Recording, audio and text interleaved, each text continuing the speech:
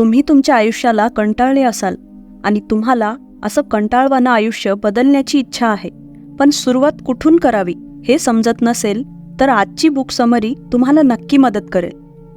नमस्कार श्रोत्यांनो, book highlights bye अश्विनीमध्ये मी सौ अश्विनी इंदुरकर तुमचं पुन्हा एकदा स्वागत करते. आज आपण जेफ केलर यांनी लिहिलेल्या ॲटिट्यूड इज एव्हरीथिंग या पुस्तकाची समरी ऐकणार आहोत. आपलं आयुष्य बदलण्याआधी आपण आपल्या ॲटिट्यूडला बदलण्याची गरज आहे. आजची बुक समरी ऐकून तुम्हाला तुमच्या आयुष्यात पॉझिटिव्ह ॲटिट्यूड डेव्हलप करायला मदत होईल.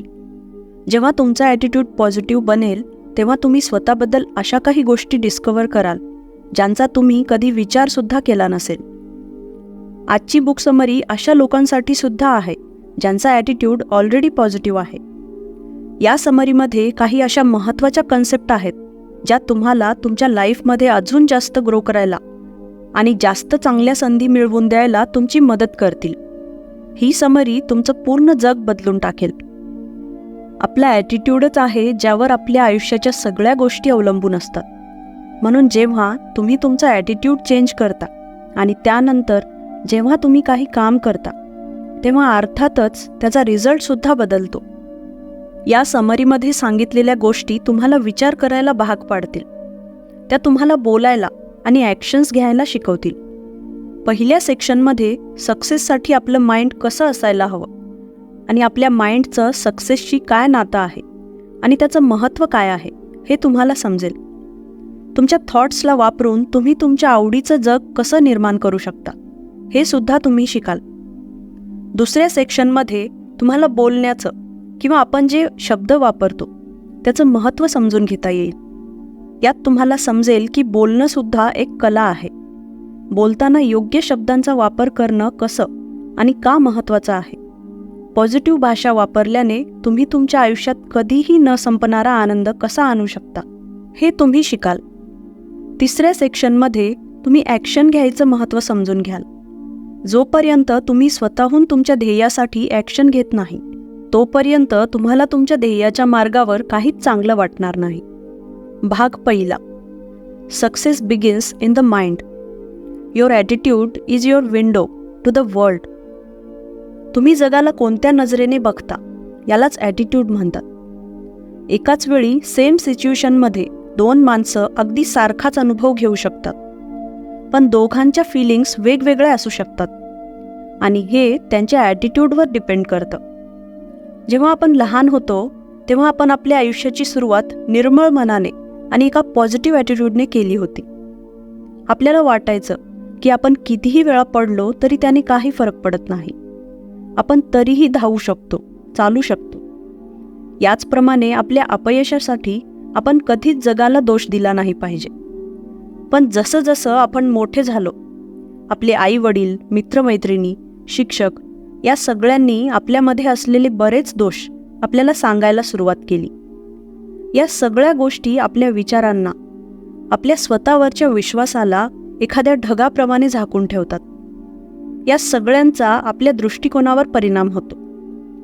त्यामुळे आपण या जगाकडे तेवढ्या निर्मळपणे बघू शकत नाही जेवढे आपण लहानपणी बघायचो.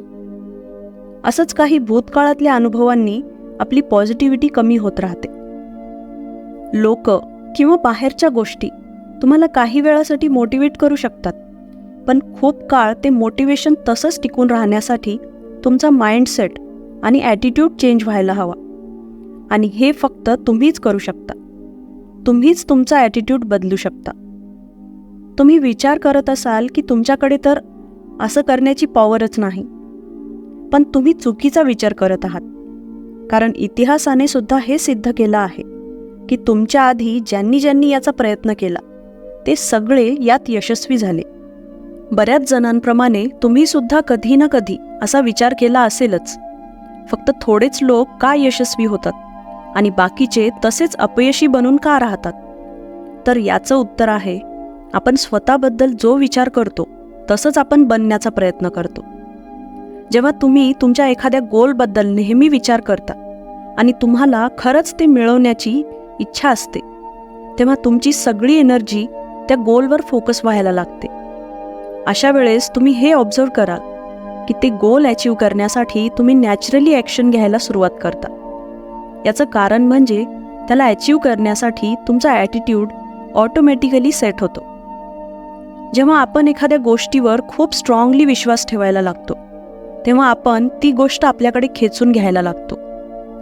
म्हणूनच जेव्हा आपण या गोष्टीवर पूर्ण मनाने विश्वास ठेवतो की आपण काहीही अचीव करू शकतो आणि जेव्हा हा विचार आपल्या ब्रेनमध्ये सुद्धा फिट होतो तेव्हा आपण ठरवलेली कोणतीही गोष्ट अचीव करण्यात खरंच यशस्वी होतो. जर तुमचं गोल पॉझिटिव्ह ॲटिट्यूड बनवणं आहे तर तुम्हाला काही सेकंद नाही तर पूर्ण दिवस यावर विचार करावा लागेल.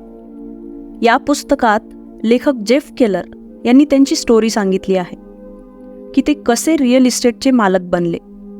त्यांच्या स्वप्नांची सुरुवात तेव्हा झाली जेव्हा त्यांनी त्यांच्या शहरातल्या लोकांना प्रॉपर्टीमध्ये त्यांचे पैसे गुंतवताना पाहिलं. एवढंच नाही तर त्यांनी त्या लोकांना त्यावर रिटर्न म्हणून जास्त पैसे कमावताना सुद्धा बघितलं.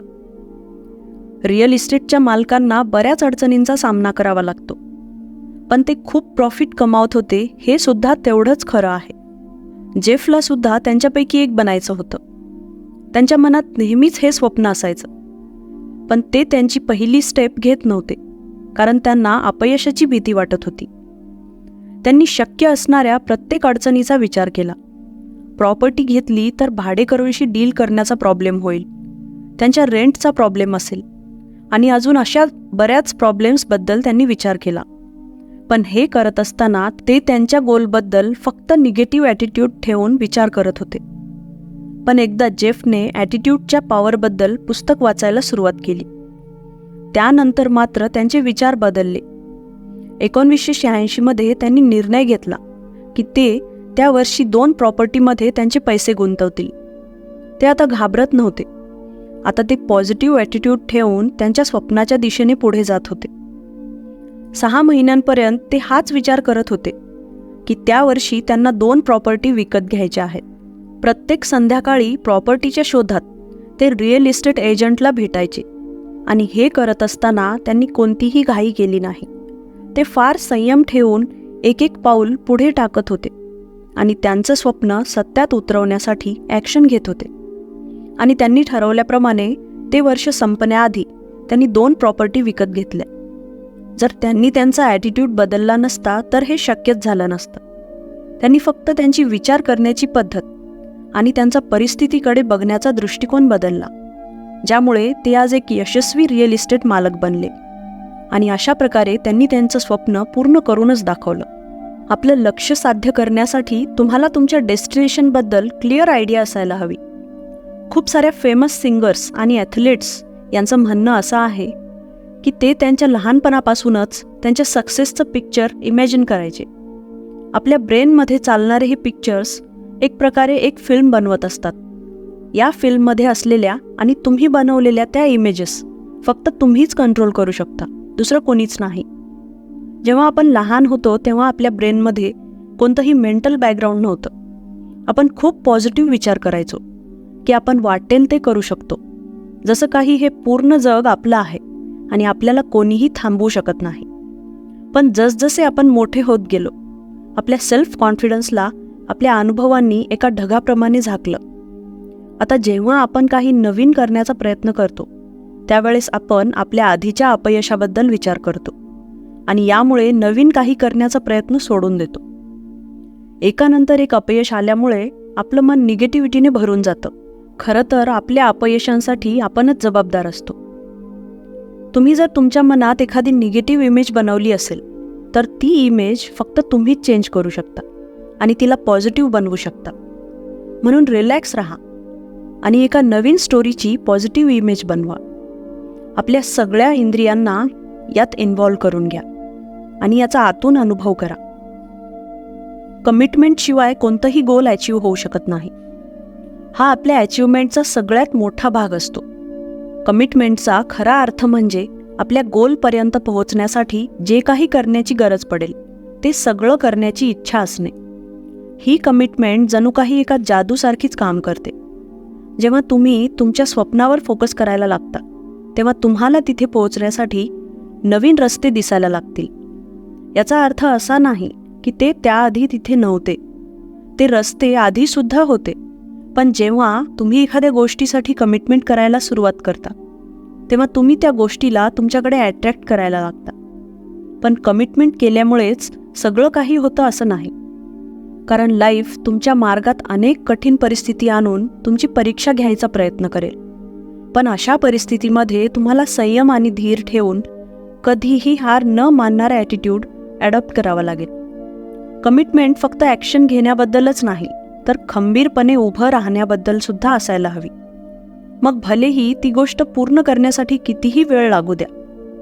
भाग दुसरा. Watch your words. Your words blaze a trial. तुमचे शब्द एकतर तुमचं भविष्य बनवू शकतात किंवा ते बिघडवू शकतात. तुमचे शब्द तुमच्या ॲटिट्यूडला अजून जास्त मजबूत बनवत असतात. जर तुमचे शब्द पॉझिटिव्ह असतील तर तुमचा ॲटिट्यूडसुद्धा पॉझिटिव्ह असेल. म्हणूनच आपण खूप विचार करून बोलायला हवं. शब्द वापरण्याची ही प्रोसेस थॉटपासून सुरू होते. थॉटनंतर त्याचे शब्द बनतात, मग विश्वास, मग ॲक्शन आणि मग शेवटचा रिझल्ट आपल्या समोर येतो. एकदा तुम्ही तुमच्या ब्रेनमध्ये एक पॉझिटिव्ह इमेज बनवली की पॉझिटिव्ह बोलायला सुद्धा सुरुवात करा, जेणेकरून ते तुम्हाला तुमच्या गोलकडे जाण्यासाठी मदत करतील. तुम्ही तुमचं स्वप्न दुसऱ्यांसोबत शेअरसुद्धा करू शकता, पण तुम्हाला काळजीपूर्वक हे करावं लागेल. आपल्या पॉझिटिव्ह गोष्टी फक्त त्यांच्यासोबत शेअर करा जे स्वतः खूप पॉझिटिव्ह आहेत. अशा लोकांमध्ये ही पॉवर असते की ते तुम्हाला अजून पुढे जायला मदत करतील. ते अगदी तेव्हासुद्धा तुमच्या सोबत उभे असतील जेव्हा तुम्हाला तुमच्या जबाबदारीबद्दल उत्तर द्यायचं असेल. तुम्ही कसे आहात मग? हा प्रश्न आपल्याला दिवसातून कितीतरी वेळा बऱ्याच लोकांकडून ऐकायला मिळत असेल. आपण बऱ्याच वेळा या प्रश्नाचं महत्त्व समजून घेत नाही आणि त्याकडे दुर्लक्ष करतो, कारण आपण बऱ्याचदा याचं उत्तर कॅज्युअली देत असतो आणि यामुळे प्रत्यक्षात ती आपली सवय बनते. पण याचा स्वतःवर काय परिणाम होतो याबद्दल तुम्ही कधी विचार केला आहे का? तुम्हाला ही गोष्ट माहीत असायला हवी, या प्रश्नाला उत्तर देणं म्हणजे अगदी स्वतःशी बोलण्यासारखंच आहे, जे तुमच्या दिवसाची दिशा ठरवत असतं. एकदा स्वतःला विचारा, हाऊ आर यू? तुमचं उत्तर पॉझिटिव्ह, निगेटिव्ह किंवा या दोघांच्या मधलं असू शकतं. उत्तर पॉझिटिव्ह साईडला असणं सगळ्यात चांगली गोष्ट आहे. जरी तुम्ही ठीक नसाल तरी म्हणा की तुम्ही ठीक आहात. यामुळे तुम्ही खरंच चांगलं फील करू लागाल. हे आपण एका उदाहरणावरून समजून घेऊ. सॅली खूप टायर्ड फील करायची. तिला जेव्हा कोणी ऑफिसमध्ये विचारायचं, तू कशी आहेस, त्यावर ती नेहमी म्हणायची की तिला नेहमीच टायर्ड फील होतं. असं बोलल्याने तिला अजून थकवा वाटायचा. अशा ॲटिट्यूडसोबत जसजसे दिवस जाऊ लागले तसा तिला अजून थकवा येऊ लागला. असं पण व्हायचं की ऑफिसमध्ये बसल्या बसल्या तिला डुलकी लागायची. आता जरा तिच्या ऑफिसमध्ये असलेले म्हणजेच तिच्या कलिग्सबद्दल विचार करा, ज्यांनी तिला ती कशी आहे हे विचारलं होतं. सॅलीचं उत्तर ऐकून त्या लोकांना देखील पॉझिटिव्ह वाटलं असेल का? असं उत्तर ऐकून त्यांना पण थकलेलं वाटायला सुरुवात झाली असेल. याचाच अर्थ असं उत्तर देऊन सॅली फक्त तिचीच नाही तर तिच्या सोबत काम करणाऱ्यांची पण एनर्जी कमी करत होती. ती जेव्हा घरी पोहोचली तेव्हा नेहमीप्रमाणे ती खूप थकलेलं फील करत होती. ती तिच्या आवडीच्या खुर्चीवर बसली आणि तिने घेतलेलं लॉटरीचं तिकीट चेक करू लागली. तिला हे बघून खूप आश्चर्य वाटलं की तिला $10 मिलियन लॉटरी लागली होती. त्यामुळे ती खूप खुश होती. ती खुर्चीवरून उठून डान्स करायला लागली. ती तिच्या मित्रांना आणि कुटुंबाला फोन करून ही गुड न्यूज सांगण्यात बिझी झाली. कदाचित अतिउत्साहात तिला रात्री झोप देखील लागली नसेल. तर आपल्यासमोर आता प्रश्न असा आहे की इतकी थकलेली असून सुद्धा सॅलीमध्ये एवढं सेलिब्रेट करण्याची एनर्जी आली कुठून? याचं उत्तर तिच्या मेंटल स्टेटमध्ये लपलेलं आहे. जेव्हा ती सगळ्यांना सांगायची ती खूप थकलेली आहे, तेव्हा पूर्ण दिवस ती फक्त त्यावरच फोकस करायची. त्यामुळे तिला सगळ्या गोष्टी अजूनच नकोशा वाटायच्या. जर तिने तिची एनर्जी एखाद्या पॉझिटिव्ह गोष्टीवर फोकस केली असती तर तिचा पूर्ण दिवस उत्साही गेला असता. म्हणून लक्षात ठेवा, तुम्ही जे काही बोलता, जो काही विचार करता, तो तुमची बॉडी ऐकत असते. म्हणूनच आपण आपल्या शब्दांना आणि विचारांना खूप सांभाळून वापरायला हवं. भाग तिसरा. Heaven helps those who act. Associate with positive people. या जगात 2 प्रकारची लोकं असतात. एक निगेटिव्हिटीने भरलेले टॉक्झिक लोक आणि दुसरे असतात पॉझिटिव्हिटीने भरलेली लोकं, जी त्यांच्या पॉझिटिव्हिटीने दुसऱ्यांना सुद्धा नर्चर करत असतात. अशी लोकं तुम्हाला पुढे जाण्यासाठी नेहमी पुश करतात. ही लोकं नेहमी पॉझिटिव्ह असतात आणि यावर विश्वास ठेवतात की तुम्ही सुद्धा तुमचं गोल अचीव करू शकता आणि तुम्ही अशाच लोकांसोबत राहायला हवं. तर दुसरीकडे टॉक्झिक लोकं नेहमी निगेटिव्ह विचार करतात आणि कंप्लेंट करत राहतात. अशी लोकं तुमच्यात असलेली पॉझिटिव्ह एनर्जी संपवून तुमचा सुद्धा मूड खराब करतात. म्हणून तुम्ही अशा लोकांसोबत राहण्यापासून स्वतःला वाचवायला हवं. आपण निगेटिव्ह लोकांसोबत राहिलो तर शेवटी आपण सुद्धा निगेटिव्ह बनायला लागतो. पॉझिटिव्ह राहण्यासाठी आपण फार काळजीपूर्वक आपल्या फ्रेंड्स आणि फॅमिली मेंबर्सला निवडायला हवं. स्पेशली ती लोकं ज्यांच्यासोबत तुमचा जास्त वेळ जातो. कधी कधी आपण जेव्हा आपलं स्वप्न पूर्ण होण्याच्या फार जवळ पोहोचलेले असतो तेव्हा आपल्याला अशा एका प्रॉब्लेमला फेस करावं लागतं ज्यामुळे आपण घाबरून जातो. कधी कधी हा प्रॉब्लेम फारच छोटा असतो, पण आपल्या भीतीमुळे तो आपल्याला फार कठीण आणि मोठा वाटायला लागतो. म्हणूनच तुम्हाला अशा गोष्टींना फेस करण्यासाठी स्वतःला तयार करायला हवं ज्यांची तुम्हाला भीती वाटते.